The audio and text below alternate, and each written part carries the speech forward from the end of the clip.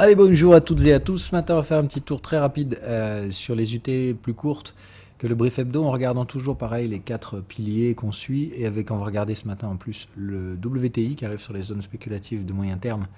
Euh, Doucement, hein, on n'est pas encore sur les zones de vente, mais je vais passer dessus. Donc par rapport à Ethereum, en daily, il se passe toujours rien. Donc depuis l'attaque baissière avortée, grosse mèche basse, rejet de la cassure de la valeur, hein. Donc on a très fortement déplacé au niveau de la tendance. Comme on se rappelle, hein, ici c'est là qu'on avait les fameuses lignes de tendance. Donc le canal de tendance, ça s'est fait littéralement arracher la gueule, mais comme on le voit, ça ne tient pas les clôtures en bas. Signe qu'il y a une différence de potentiel entre ce qui est perçu, c'est-à-dire la tendance à court terme, très baissière, arrachage complet, etc. Hein. Quand vous arrachez le canal de tendance comme ça, c'est pas juste... voilà, il y a eu des très fortes attaques baissières, tout comme on l'avait connu à l'époque. Donc moi, je pense qu'on est effectivement dans les mêmes cas de figure, c'est-à-dire que malgré les attaques baissières, les contextes tiennent, et que les boules gardent toujours le contrôle sur les UT supérieures. Bref, on épuise avant à court terme, ça trade sur des produits dérivés, les volumes s'effondrent, et puis mécaniquement derrière, on va avoir le rebond technique, et on verra encore une fois si ce rebond technique suffira derrière à déclencher une détente des sentiments ou pas.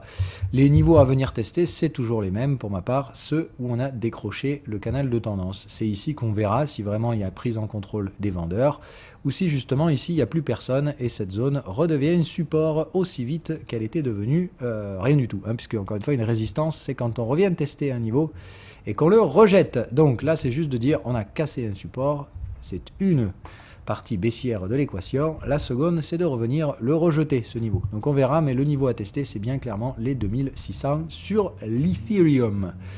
À voir si on traite ça dans les prochains jours, à plus court terme, hein, donc au niveau du traitement du canal de tendance, si je le passe en contexte, donc en passant en 4 heures, on voit bien qu'ici on est sur quelque chose de très excessif, il n'y a pas de structure de cassure, puisqu'il n'y a pas de range qui précède.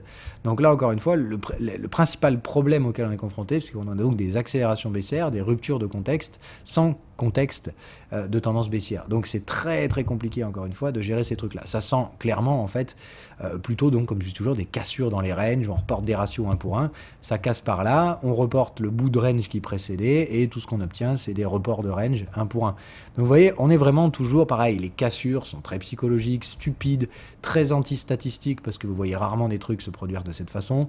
Mais bon, en attendant, on repousse que des ranges ratio 1 pour 1, toujours à l'intérieur des mêmes gros ranges hebdomadaires. Donc comme toujours, des ranges dans des ranges dans des ranges, on en casse un de temps en temps pour faire parler les cons, et puis on revient de toute façon à la médiane. Voilà le deal, donc les cryptos toujours complètement paumés entre tous les délires spéculatifs qui circulent, les corrélations, les machins, etc. Que je dis juste, c'est des gros ranges, il suffit d'arrêter d'y réfléchir, il n'y a pas d'explication et il faut juste être patient. Les tendances finiront par se remettre en place sur les UT supérieurs.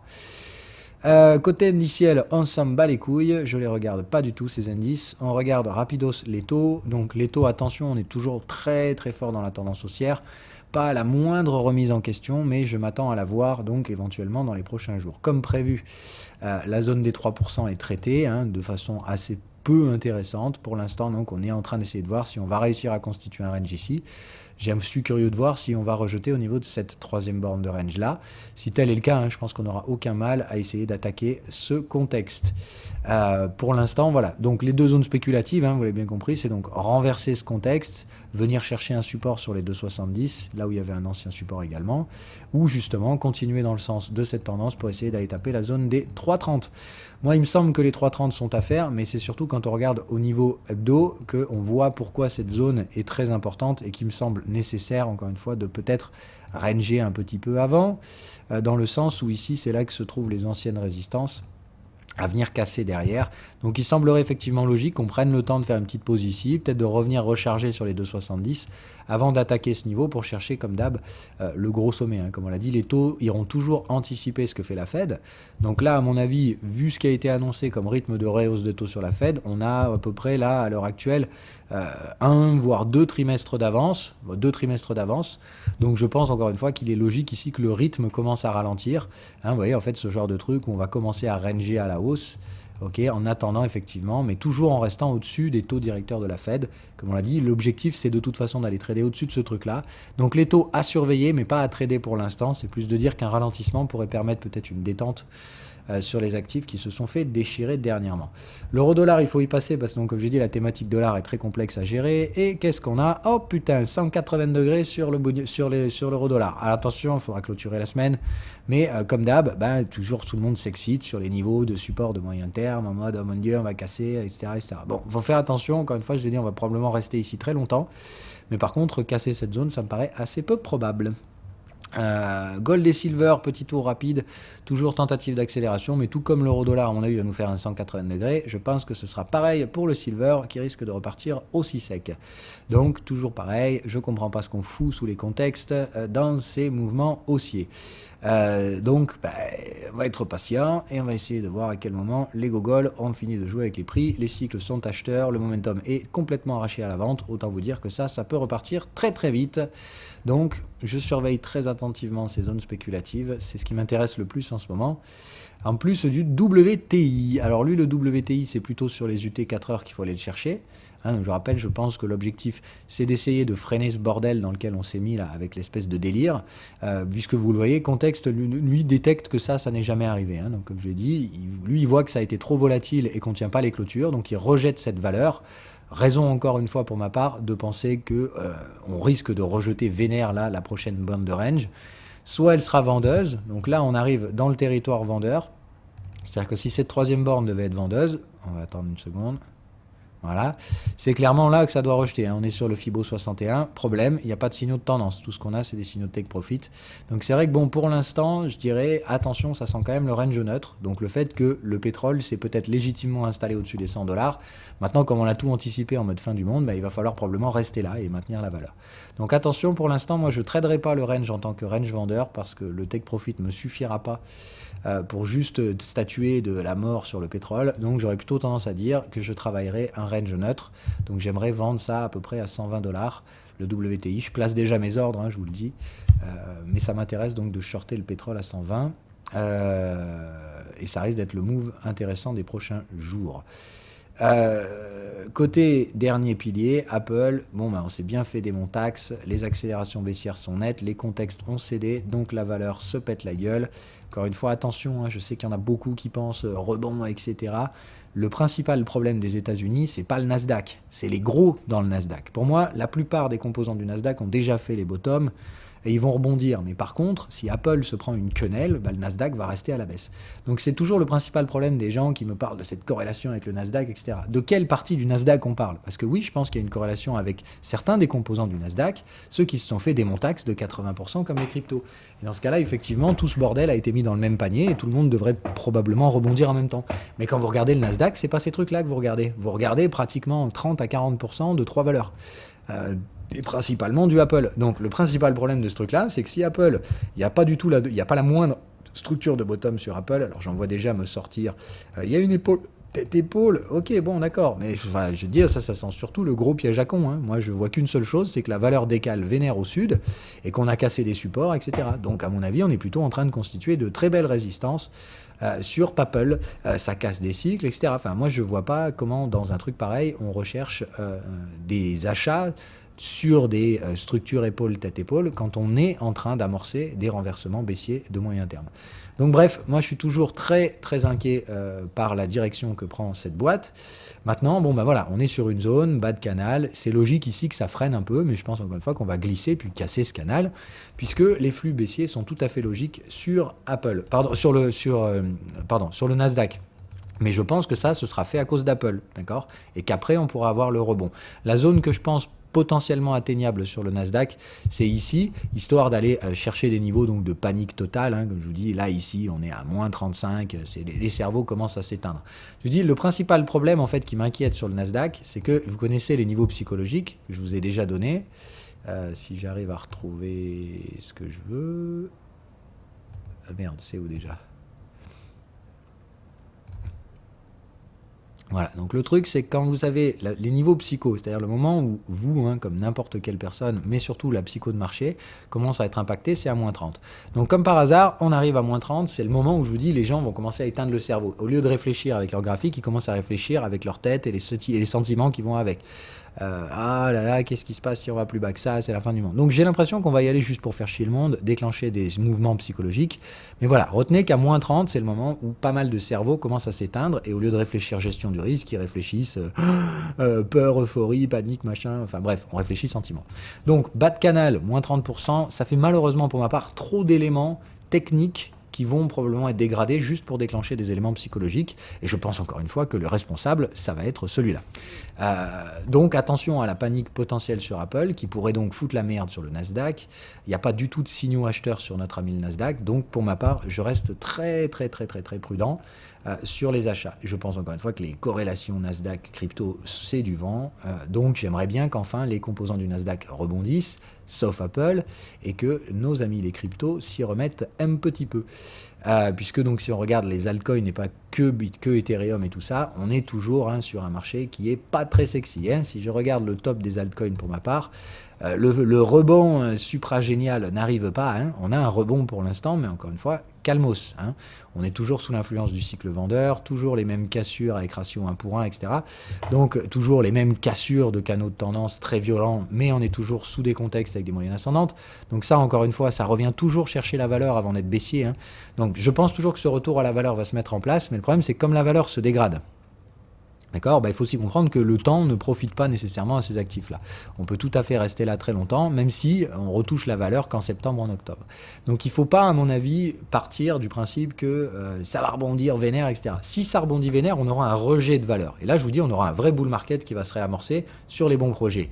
Mais par contre, je pense qu'il ne faut pas ignorer le fait qu'on est peut-être parti aussi pour un été complètement inintéressant, dans lequel on rebondit très timidement sur le court terme, mais on continue d'être en oversupply, c'est-à-dire les mecs viennent shorter nos cryptos juste parce que c'est plus facile de jouer la montre, comme je vous dis. Ils vont jouer sur des produits dérivés, c'est le truc classique, quoi.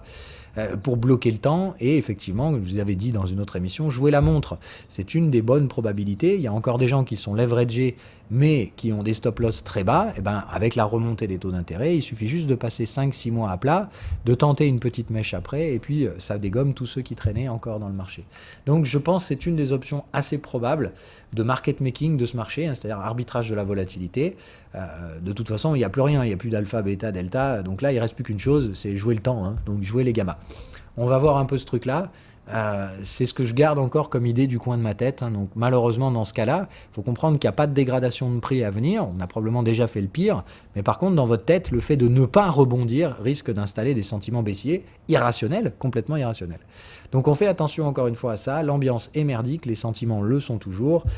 Si on regarde du côté des indicateurs, c'est toujours l'extrême fear. On est hyper installé là-dedans, donc attention, ça peut être l'équivalent de ce qu'on a connu en 2020, d'accord, donc c'est-à-dire une phase où ça va durer un mois et demi, où il se passera rien, et il faut que vous soyez prêts à accepter ça, c'est-à-dire que là, si on devait passer un mois et demi en restant dans ces zones-là, psychologiquement parlant, ça va être très dur.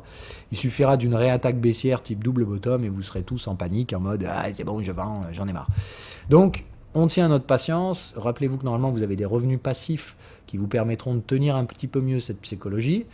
Ce seront donc probablement en plus les actifs qui seront privilégiés, donc pas trop d'inflation sur l'année N-1 des revenus passifs. Voilà typiquement le genre de profil qui sera recherché en tant que crypto de bear market. Vous connaissez mes favoris, vous prenez les vôtres, mais bon, donc bear market sur les altcoins, mais tant que les leaders du marché n'ont pas cédé, attention aussi, encore une fois, certains de ces altcoins peuvent rebondir extrêmement vite à la moindre demande, parce qu'il n'y a pas le moindre supply qui circule. Donc pas de supply, il ne faut pas oublier que ça crée une seule chose, pas des bear market, mais de la volatilité. Donc, la plupart des tokens qui n'ont pas beaucoup de supply circulant, ils ont connu une très belle volatilité baissière, après une grosse volatilité haussière l'année dernière, on va pas se mentir non plus. Donc, attention, encore une fois, la solution la plus probable maintenant, c'est soit on va retrouver du supply, c'est-à-dire les gens capitulent, ils vendent, donc on va rester sur les zones actuelles, le temps qu'ils vendent tous, et puis après, on reviendra chercher les médianes, quoi. Et après, on aura le fameux K, comme je vous le disais. Donc bref, tout dépend encore une fois de ce qui va se passer effectivement à Wall Street, mais hors compartiment gigatech, qui sont en risque très clair de dégradation. Et à côté de ça, si on peut avoir un rebond à la moyenne, ça remet les comptes à zéro. Et effectivement, on risque de rester là aussi longtemps. Hein. N'imaginez pas le V-bottom. Voilà. La probabilité du V-bottom avec retour aux résistances, ça me paraît quand même très peu probable. Il faudrait un radical changement dans la psychologie. Donc je pense que là, il faudrait un facteur externe très positif. Et là, très sincèrement, je n'en vois pas pour l'instant. Maintenant, ça peut arriver effectivement à tout moment. C'est un peu tout le principe d'un catalyseur, c'est que c'est pas attendu. Donc à surveiller, mais pour l'instant, l'ambiance est morose. On est sur des prix qui correspondent à cette ambiance morose. Je pense que ça ne nécessite plus d'action aujourd'hui, puisque pour la plupart, on a tous été pris à contre-pied. Donc quand c'est trop tard, c'est trop tard. Hein, c'est de dire il fallait le voir avant. Moi, j'ai pas vu ce truc-là, donc je le subis. Et je patiente. Voilà tout ce que j'ai à vous dire. Donc en surveillant le WTI là à court terme, parce qu'il va m'intéresser dans les prochains jours. Pour l'instant, il n'y a rien qui propose quoi que ce soit. Donc ça devrait pousser tranquillement. Les taux à 10 ans, on se stabilise autour des 3%, mais tant qu'on ne vient pas rechercher plus bas, la tendance reste haussière. Donc, encore une fois, des environnements pas nécessairement très favorables. C'est là-bas que tout le monde est en train de trader, hein, on ne va pas se mentir. Donc une fois que le travail spéculatif de déplacement de la valeur sur le 10 ans sera terminé, on pourra travailler plus correctement, je pense, sur les cryptos. Mais en attendant, effectivement, à court terme, c'est là que se passe la guéguerre. Et pour l'instant, vous voyez que si on va pour tirer un petit peu plus haut, on commence à squeezer. Hein, donc, c'est dire, là, on est vraiment monté très, très fort. Donc, attention, c'est aussi dans ces environnements-là où on continue de jouer le pouls de volatilité là-dessous. Et ça continue de grappiller hein, petit à petit, avec un rythme ralenti, hein, mais en continuant de grappiller pour essayer peut-être de la jouer one shot. Donc, pour moi, c'est là que se joue le principal problème de timing actuellement. C'est le travail du taux à 10 ans. Très, très, très virulent, très violent. On va voir si on a un ralentissement ici, qui traduirait effectivement du fait qu'on anticipe quand même encore des problèmes à venir, et donc pas nécessairement 15 millions de hausse de taux. Mais tant que ça monte, c'est plutôt, encore une fois, positif. Hein. Moi, je sais que tout le monde est en mode catastrophe, etc. Les taux qui remontent, c'est très bon signe. C'est plutôt le signe, au contraire, qu'il y a une confiance dans l'économie, qu'il y a de l'inflation, oui, mais qu'on ne va pas se diriger vers un... Moi, ce qui me ferait peur, serait justement qu'on ait un croisement baissier des taux à 10 ans avec les Fed Funds qui montent. Là, on aurait un changement radical de perception des risques par les gérants obligataires qui commenceraient à miser qu'une nouvelle récession arrive à très court terme. Donc moi, pour l'instant, tant que les taux à 10 ans anticipent les Fed Funds, tout va bien. Et donc, pour l'instant, je pense que c'est plutôt positif. Mais j'attends de trouver le putain de moment où ça va enfin recréer un peu de demande sur les actifs, entre guillemets, risqués. Voilà, bye bye.